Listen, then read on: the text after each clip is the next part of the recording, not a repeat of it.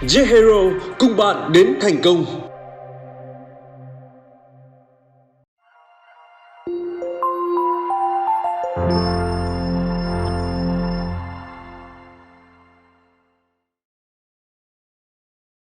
How to bring the spiritual element into corporates and our companies and organizations. Làm thế nào để chúng ta có thể mang những cái yếu tố tâm linh đi vào trong doanh nghiệp của chúng ta, trong tổ chức của chúng ta? So this is our topic for today. Thì băn khoăn đó chính là chủ đề của chúng ta ngày hôm nay ạ. We need an enlightened leadership in companies, in organizations. Mỗi một công ty thì chúng ta cần đến một sự lãnh đạo tỉnh thức, một sự lãnh đạo khai sáng.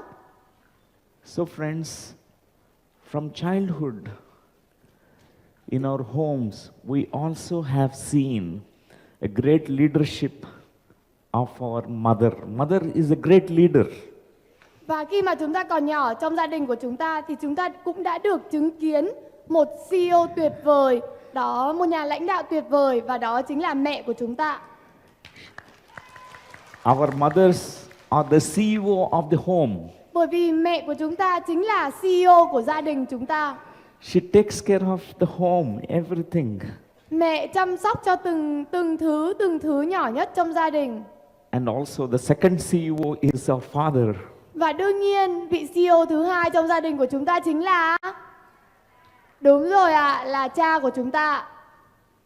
So how efficiently our mothers and fathers sometimes take care of everything. Thế thì cha và mẹ của chúng ta đã chăm sóc lo toan cho tất cả mọi thứ, chu toàn tới đâu.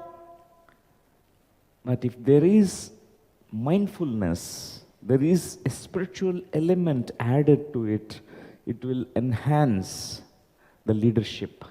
Nếu như chúng ta có thể thêm vào một yếu tố tâm linh, chúng ta có thể thêm vào một yếu tố tỉnh thức ở trong toàn bộ sự vận hành đó, thì mọi thứ sẽ tuyệt vời đến đâu.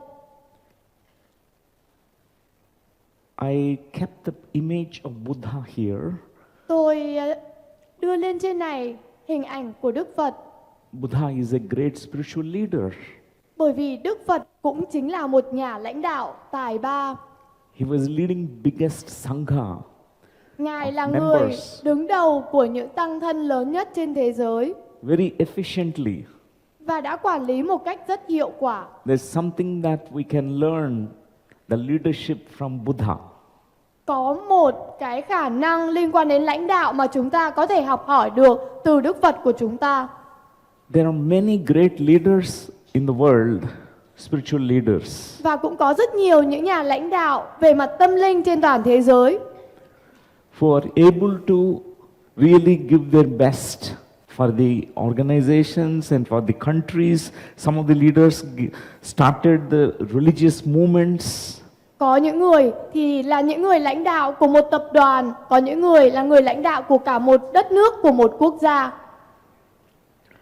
So today we totally take what is the spiritual element that can be brought into us so that we succeed in our organizations. Thì ngày hôm nay chúng ta sẽ tìm hiểu với nhau xem yếu tố tỉnh thức nào, yếu tố tâm linh và khai sáng nào chúng ta có thể đưa vào trong doanh nghiệp của mình, trong tổ chức của mình để khiến cho mọi thứ vận hành trơn tru.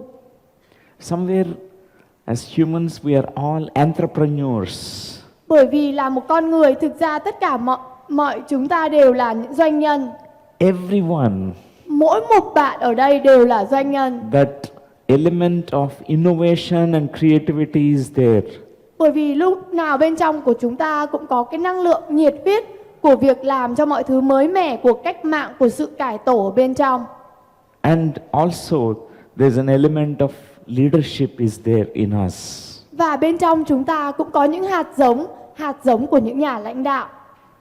So whether you are the CEO of the home, CEO of the company, CEO of a school, doesn't matter.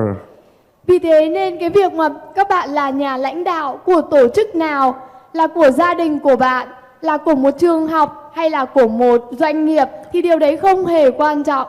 We need leadership qualities in everyone.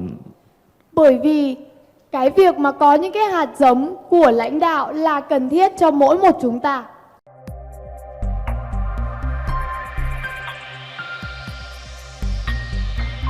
J Hero cùng bạn đến thành công.